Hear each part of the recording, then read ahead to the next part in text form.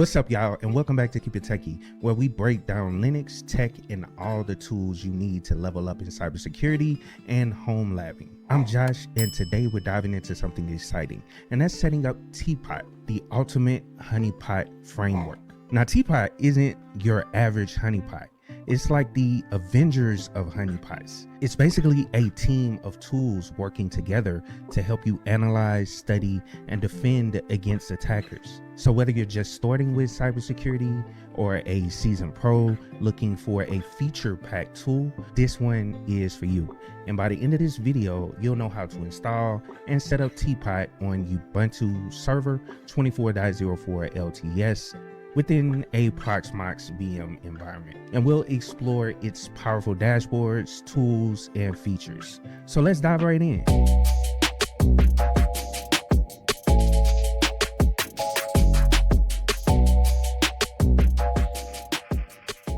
All right, before we jump into the installation, let's talk about why you want to set up Teapot and how to make the most of it. And the first thing you need to do is define a goal. Or are you looking for a low interaction honeypot to detect attacks and log activity? Because Teapot includes plenty of these tools like Diania and Honeytrap. Or do you want a high interactive honeypot to study attacker behavior in detail? Teapot got you covered with Kyrie and other advanced options. Now, you also need to figure out the placement within your network, because this matters greatly when it comes to the honeypots that you set up. Ideally, you want to set it up in a dedicated VLAN or a DMZ to isolate it from your main network. And also, you want to use firewall rules to restrict access to and from the honeypot to keep attackers contained. Now, I won't go through that process within this video. I have plenty of videos talking about VLANs, adding servers to the DMZ,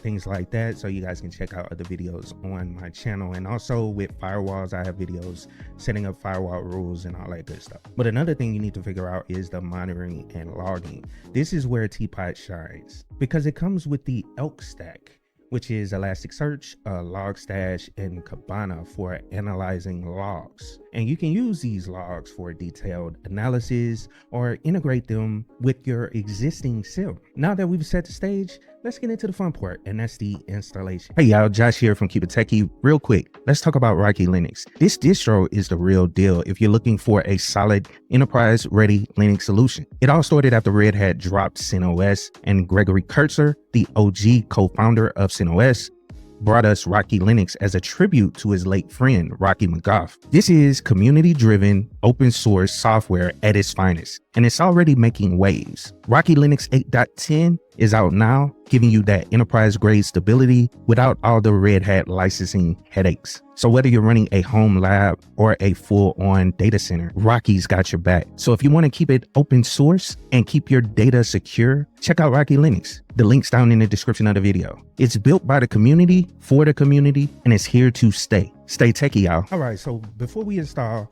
I wanted to show you the prerequisites right fast. I have a virtual machine set up on Proxmox, and the requirements, I believe, is 2 CPUs. The RAM is 8 gigabytes, which is the minimum, and then I think they recommend 8 to 16 gigabytes, and then also like 100 and something gigs, because it does generate a lot of logs. So you want to have a good amount of space on whatever server that you're setting this up on. Now, I have a small like 32 gigabyte hard drive within this virtual machine. It doesn't matter because I'm not going to keep it on long enough to fill up that drive. So this is just a test, but it's Ubuntu 24.04. And then also I wanted to show you guys the GitHub page for Teapot. I'll have the link to this down in the description of the video, but you guys can check it out for yourself. But they do have all the information for you. Here's the system requirements that I was talking about: 128 gigabytes of free disk space. They want you to at least have that. So, and 8 to 16 gigabytes of RAM. And then also you need to have an ongoing non-filtered internet connection. So that's another part of the requirements for the system. So you want to place it in a DMZ or something to that effect, so it'll have unfiltered internet access. And if you scroll down through here, this is it's well documented. You can go through and look at all the documentation. If you want to go through here and look at the distributions that it's supported on Alma, N12, Fedora, Server 41, OpenSUSE, Tumbleweeds, Rocky Linux 9.5, as well as Ubuntu 24.04. So we're good to go. And then also Raspberry Pi support. So it is supported on the Raspberry Pi 4. So you can set one of those up. You got to get that 8GB one. You got to make sure you got the 8GB one because it needs at least 8GB or it'll bog down and it won't work. And then hook up like a hard drive to it, mount it, and that's where you want to store your log files. You want to set it up that way. And then was another thing that they recommend when you set it up, like I know for sure with Ubuntu, you can download Ubuntu server, Linux server, and then during the installation, there is the minimum installation. This will not install a whole bunch of the bloat that's within the full-blown server version. You can get that minimal install. I recommend you do that for the install. That way you don't have all the extra packages on here that are not needed, because that'll slow down the system. It'll just have the minimal packages that it needs, as well as what's just needed for a teapot, because all the dependencies will be installed that are needed for teapot, and that's all you'll have on the system. Now let's switch over to my virtual machine. Like I said, it's on Proxmox, so I switch back over there so you guys can see it.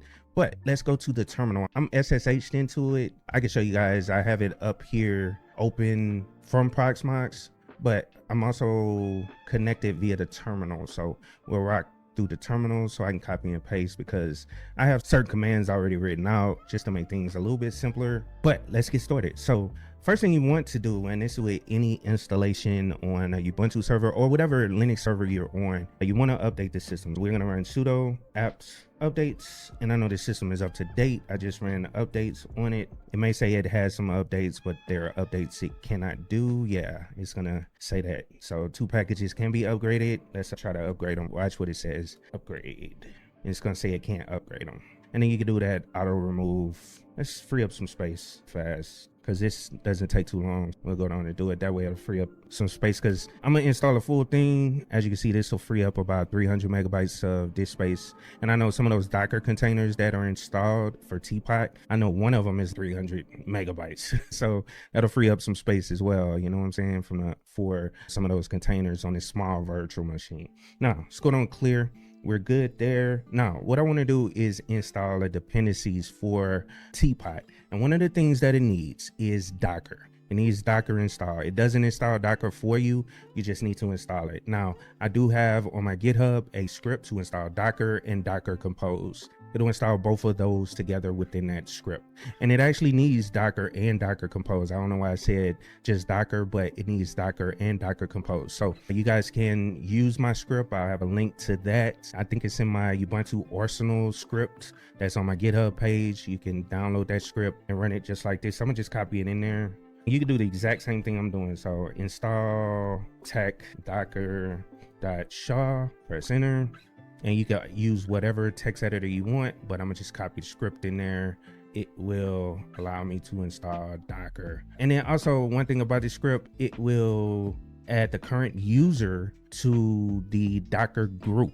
That's one thing about it. So whatever user you're logged in as, it will add that to the group, which is needed for Teapot, because you need to be able to run the Docker commands without running sudo. Because you guys will see when we go through the install of Honeypot, when you run the script, you can't run the script as root. And so some of the commands that are ran within the shot script that you run, there are some Docker commands that need to be ran, and it's going to use that user account or whatever user account you started the script under. And so it needs to be added to that Docker group so it can run those commands without having to use sudo. And then the install docker.sha, press enter, and then let's go down and run this script right fast. So this will install it for us. It's super quick. Let's go down and run through this. Boom. It's gonna take a couple seconds. And I like this script because I downloaded directly from docker.com. It's the most up-to-date version of Docker and Docker Compose. I'm not getting it from Ubuntu's repository. I'm getting it directly from Docker itself. That's why I rather use the script, and it's the most stable version of Docker. And I might expand this script so it'll include other distributions, or some of these scripts that I wrote, I need to go down and expand them so they'll include other distributions like Red Hat base, so Rocky, Alma. You can just run some of these scripts and you can get things installed. It just makes it a little bit easier, so you don't have to add key rings and add repositories and all that stuff. You could just run the script, good to go. You don't have to worry about the PPA. It'll add it for you in the script. Just make sure you review the code, make sure it's doing something that's not nefarious, which I would never do something like that. Just review my code. That's why it's on GitHub, so you guys can review it. You know what I'm saying? Make sure I ain't doing nothing crazy. And then use the script. It's made to help you guys do this stuff a little bit faster. All right, so the script is ran. And if you look down here at the bottom of the script, it tells you what happens. It verifies the Docker installation, the version, and the version of Docker Compose. So we're good to go. And then also you need to log out and back in for the group changes to take effect. So just make sure you do that. This is something that you want to do. So just log back into the server. That way your group settings will take effect. And then now we can start with the installation of Teapot. So what you want to do is switch back over to the website right fast. Let's go back over here. And then all we have to do is clone the repository. So let's just copy here, boom, and then switch back over to our terminal. And then all we have to do is type git clone, which I'm sure git clone is on here, and then paste our link in here that we just copied. Go down, press enter, and that'll download our repository to our server. And then we can run the script. Super simple. All right, so let's see into the Teapot directory is Teapot CE, so community edition. I'm assuming that's what they call it. And then all you have to do is type periods / and then install.sha and press enter, and this will go through the installer. And like I was saying, you can't run it as root. All you have to do is type Y here, and this will install all the other dependencies that it needs. You just need Docker Compose install prior, because it is going to install some other dependencies. And the crazy part about it, this is the first application I've seen where it uses Ansible. So I've never seen any other application that installs like this, or a script that uses Ansible, which is super dope. And it makes me want to add something like this to some of my scripts, like using Ansible, especially when it comes to Docker images and stuff like that. So you can control everything from like an Ansible manager server, and then the Ansible nodes out there, you can connect to it from you can make configuration changes and all that stuff from the managing node to all the nodes. So if you got 25 nodes or whatever, you need to make configuration changes to all of them, that one server can push out those changes to it. So it's super dope. But anyway, all you have to do is type Y for yes, we want to install, press enter. It's going to ask you for your sudo password, so you want to type that in, and boom, it'll go through, install any other dependencies that it needs. It's going to install Ansible. You'll see that Ansible core, all that, some Python packages, and then it's going to download, and you guys will see it in a couple minutes. And I need to stop talking so I can skip ahead on this, but you guys will see it'll download, depending on what you select, it'll download all the different honeypots. So let me skip ahead because this takes a little while, but once we get to that, it'll be super cool to show you guys. Oh, and I wanted to bring it back up because it's still running through the install, but this is the Ansible playbooks that is running through right now, and it's all based on whatever you're installed on. So it says Debian, Raspbian, Ubuntu. It's making changes to the system using the Ansible. Super cool. All right, so this is what I was talking about. You have to make selections. You could choose the Teapot type. You have the Teapot standard, which is the Hive installation. It includes also everything you need for a distributed setup with sensors. Now you can set up the sensor version. So Teapot sensor installation is optimized for a distributed installation without web UI, Elasticsearch, and Kibana. Then you have the Teapot M installation, and this uses LLM based honeypots. And this is, I don't know what this one is called. So it's Bud and Gala. I've never used those before, but it requires Olama installed or a ChatGPT subscription. So you have to set that up. The mini installation runs 30 plus honeypots with just a couple of honeypot daemons. The mobile version, there is a Teapot mobile installation, includes everything to run Teapot mobile, available separately. And then one thing you can do, you can check this out within the documentation. It'll tell you all the actual honeypots that it's going to run. And when you make the selection, it'll run through all of the ones that it's downloading and adding to your system, because they're all Docker containers. So right here, the Teapot Torpid installation, it feeds data endlessly to attackers, bots, and scanners. Also run a denial of service honeypot. So that's up to you, whichever one you want to select, but I'm gonna just go with H, just so you guys can see the full-blown standard version of Teapot. So let's press enter. Gonna install the standard version. Now, this is one thing you want to make sure you select and remember. This is the web UI username. It's different from obviously your account on your system. So I'm gonna just name it KIT for KeepItTechie, and then you want to type in your password. It's gonna ask you, are you sure this is a username you want to set? Type yes. You can type admin, whatever you want there. and then type in your password. Make sure you remember what this password is. But then it's going to go into pulling all the Docker containers. And as you can see them like they're pulling, but you can see them all, like the names, like Nginx, ADB Honey, Fat, P0F, Dionysi, Meloni, Spiderfoot, Kyrie, Honeytrap, Snore. So it's pulling all of those, and it'll tell you the size of them and all that stuff. And so just wait for this to finish. It'll pull all those containers for you, and then it'll actually store them up. So I'll be back when it finishes. All right, cool. So we are done, and it has pulled all of the Docker containers that we needed for all the different honeypots. So you can check them out, see which ones it already pulled and set up on the system. But in order to get everything started and ran on the system, we have to reboot. Now, I already know what's gonna happen. If you guys are following along with me, you guys will notice it if you SSH into the server, and you'll be able to see it right off. You'll see this. The port has changed for SSH, so you need to specify the port. You need to reconnect via 64295. That's the only way to get into it. So I don't want you guys to be like, oh, I can't get into it anymore. But it changes it via the Ansible playbook up there. It changes the port from the default port of port 22, which is fine. That's a good security thing anyway. For SSH, it's changing it from the default port, so people are not hitting that port. But it does that so it can use that port for one of the honeypots that's set up probably on 22 ports. So let's go on, reboot the server. And like I said, you won't be able to get in using port 22. You have to specify that port of 64295. And then also just show you guys the website. I'll let you guys know what it is once we get to it, but let's reboot. So it's sudo reboot. And I'm so used to typing now. I don't have to type now. You don't have to type now. It'll just reboot. But just to break it all down for you, in order to access Teapot, there are 3 different ways. You have the direct login, which I can show you guys that right fast, which is you can connect to it the normal way. If you have direct access to the server, you can connect to it the normal way using your accounts, obviously. Now, the second way is via SSH, like I was talking about. We have to type in the right port though.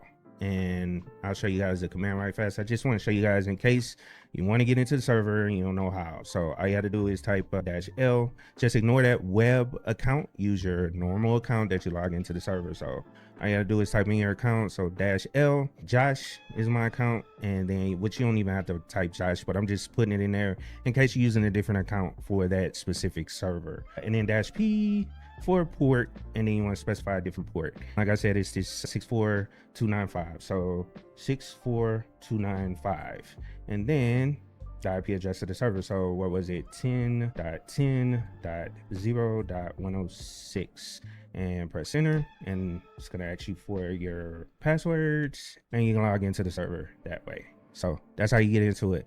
But that's not what we're interested in. Let's check a few things right fast. So this will let you know if everything is running on the server. You can run HTOP. You'll see it's killing your processor as well as your memory is hiked up, but you see my processor is running like crazy. You can see everything running on here. That'll let you know that all your honeypots are running. And then you can also run all your Docker commands. That'll let you know all of them are up and they're running. But that's not what we want to look at. So let's go down and switch over to our browser, because this is what you guys really want to see. So let's go back to the web browser. And what we want to do is go to the web UI. Type in, or open up a new tab, and let's type in 10.10.0.106 and then port 97. So that's the port for the web UI. You want to make sure it's s:////, which I'm sure it was up there. I just want to make sure I type it in. But anyway, it'll pop up with this. Your connection is not private. So you just click on here, hit proceed. It's going to ask you for your password. Now, this is that password that we set up during the install. Just remember that. Mine was cat. And then I set up some password or a random password. Let's go down and log into it. But this is Teapot. Just to show you guys a few of the things, we got our Kibana dashboard, which you can check out down here. We got the attack map. Let's start at the top. So this will just give you a little information about any attacks that are hitting your server. You know what I'm saying? We got Cyberchef, Let's see, that's there. It performs quick data transformation. That's something you could do there. Elastic View, let's check that out. You have to set this up. You have to connect to its server for that, but you can explore your Elasticsearch databases. You have to set up your cluster though. I'm not gonna go through that. I just want to show you what's available. But Kibana, now this is dope right here. This is gonna load all your data. It's not gonna have any data in here, but this is your dashboard for Teapot, and it's not gonna have anything in here because nothing has happened. And plus, this system is behind my firewall. Doesn't have access to anything. It's not port forwarded. It's not in the DM. It doesn't have access to anything. So nobody knows it's there. Nobody's even trying to attack it. We're not gonna see any data, but I'm gonna leave it up and I'm gonna try to push some stuff to it. Just see if we can get to it. And then Spiderfoot as well. Let's open that up. So no scan history, that's fine. But let's leave the Teapot Elasticsearch up right there. Let's leave that up, or Kibana. Now also let's open up the attack map. Let's just leave that up there as well. And what I'm gonna do is switch back over to my terminal and I'm gonna exit out of the server. And what we're gonna do is run an attack. So just a simple attack on the server right fast. That way it'll just pop up with something, you know what I'm saying, for you guys to see. And I'm not even sure if it's gonna show anything, but we're just gonna run an nmap against it right fast. I think this will work. I haven't messed with nmap in a while. 10.10.0.106. It's going on, run it right fast. Boom. So let's run nmap and see what happens. Hopefully this will start producing data. And if we switch back over to our website, you'll start seeing some stuff popping up. Look at this attack. There we go. Something is deprecated. So Honeypot attack. Kari. All right, can you close? There we go. So Honeypot. There we go. And I was able to save that as well. But this is from, I believe, Honeypot attack, Kari, Honeypot. So let's just click on it and just see what pops up. And it's from North America, obviously, because I'm running it against the server. Honeypot attack. And it's slow, obviously, because I'm running this thing on a slow virtual machine, which is not too good. Let's just screw that. And that's cool. It's tracking that. All right, cool. So I stopped the nmap. As you can see, it jumped up to 77. So yeah, it just kept sending that attack to it via nmap. But that's dope. You know what I'm saying? We at least got to see something popping up. Let's just take this filter off. It's showing up everything. There we go. Honeypot, Conray, Dianea, Honey Trap. So we got a lot of things that were saw. Yeah, so that's good. We got to see something at least. All right, so as you can tell, Teapot is a powerhouse. It's not just one honeypot. It's a complete ecosystem, from SSH traps to malware capture with Dianea. This thing does it all. The built-in dashboard makes it easy to analyze data, even if you're not a logging expert. And features like the attack map, they're just cool to look at.